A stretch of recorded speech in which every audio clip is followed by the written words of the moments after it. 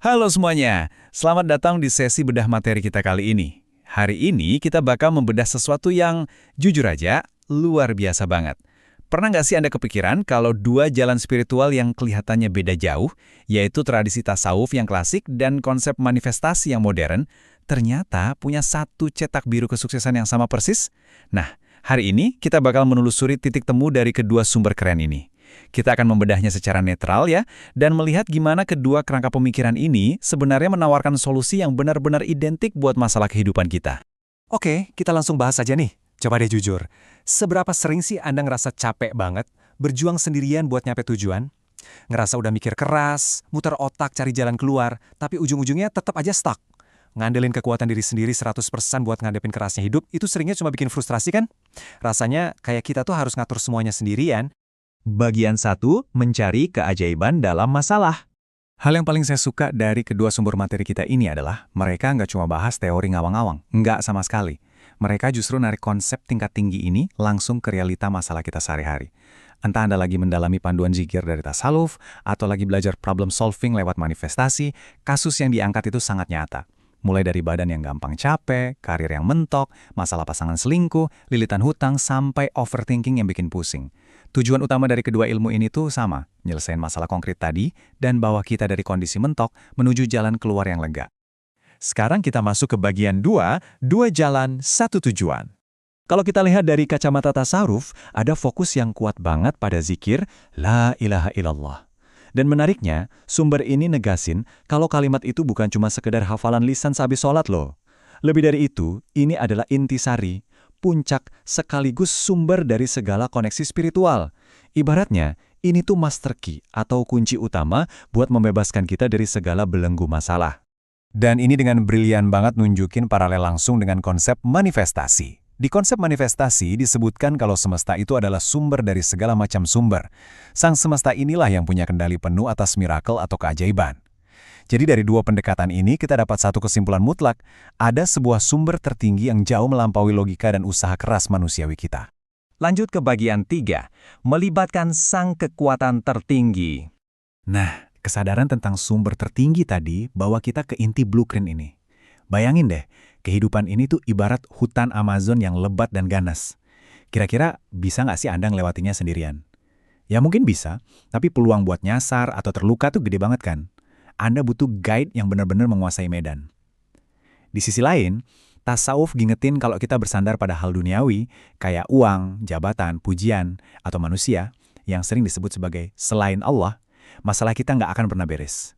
Berjuang sendirian pakai ego, atau bersandar pada hal duniawi, dua-duanya bakal berujung pada kegagalan. Di dalam tasawuf, ada satu metode pembersihan pikiran yang disebut nafi isbat.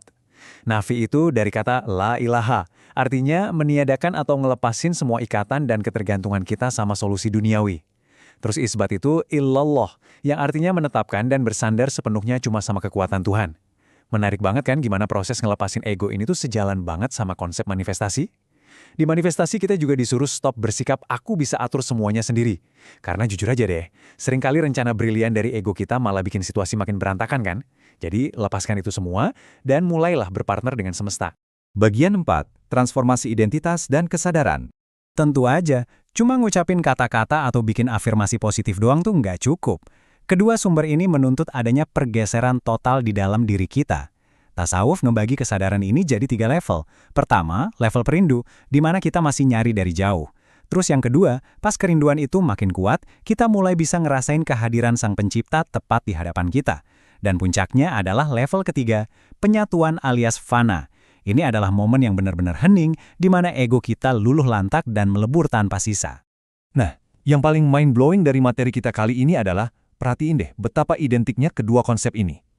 Di ranah manifestasi, biar keajaiban bisa terjadi, Anda tuh harus mengubah frekuensi identitas Anda dari masa kini, atau sebut aja U1, ke identitas masa depan Anda, yaitu U2.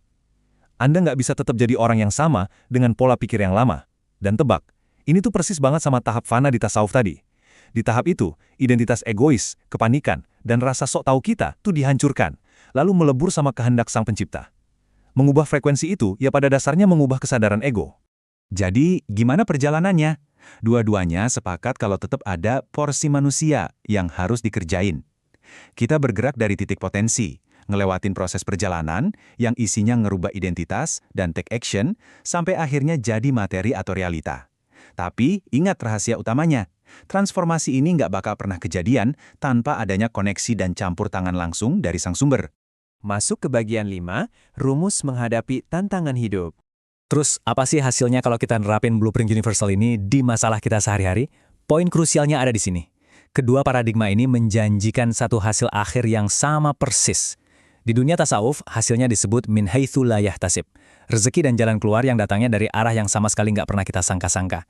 Sementara di dunia manifestasi, ini yang namanya factor X atau miracle. Solusinya bakal datang nabrak semua logika rasional manusia, persis di saat Anda ngerasa jalan udah buntu total. Kesimpulannya gini, keajaiban, miracle atau jalan keluar itu nggak muncul cuma karena Anda meras keringat siang dan malam sampai tipes. Nggak gitu cara kerjanya. Keajaiban itu justru hadir tepat pada detik di mana Anda berhenti pusing mikirin gimana caranya, terus Anda lepasin kendali dan mulai berpartner secara utuh dengan sang sumber. Terakhir bagian 6, kunci kemerdekaan sejati. Jadi pertanyaannya, apa langkah konkretnya? Baik tasawuf maupun manifestasi sepakat banget. Anda nggak bakal dapat faktor X kalau nggak ngebangun hubungan sama sang pencipta. Caranya, komunikasi yang konsisten. Bisa lewat zikir di dalam hati atau afirmasi yang sungguh-sungguh. Terus, harus dihayati maknanya. Ingat ya, burung beo aja bisa niruin kata-kata, tapi yang bisa narik keajaiban itu adalah rasa dan penghayatan di dalamnya. Lepasin kemelekatan kita sama hasil duniawi dan bangunlah hubungan personal yang benar-benar intim. Itulah kunci pembebasan yang sejati. Sebagai penutup, saya mau ninggalin satu pertanyaan nih buat Anda renungin. Coba pikir-pikir lagi, di tengah lebat dan ganasnya hutan Amazon, masalah kehidupan Anda sekarang ini, siapakah partner yang selama ini Anda andalkan? Apakah Anda masih ngotot mau jalan sendirian cuma bawa ego? Atau Anda udah siap menyerahkan petanya pada sang pemilik keajaiban? Temukan jawaban Anda, coba praktekkan blueprint yang udah kita bahas ini, dan buktikan sendiri perubahannya di hidup Anda. Terima kasih udah ikut eksplorasi materi kita hari ini. Sampai jumpa di sesi seru berikutnya.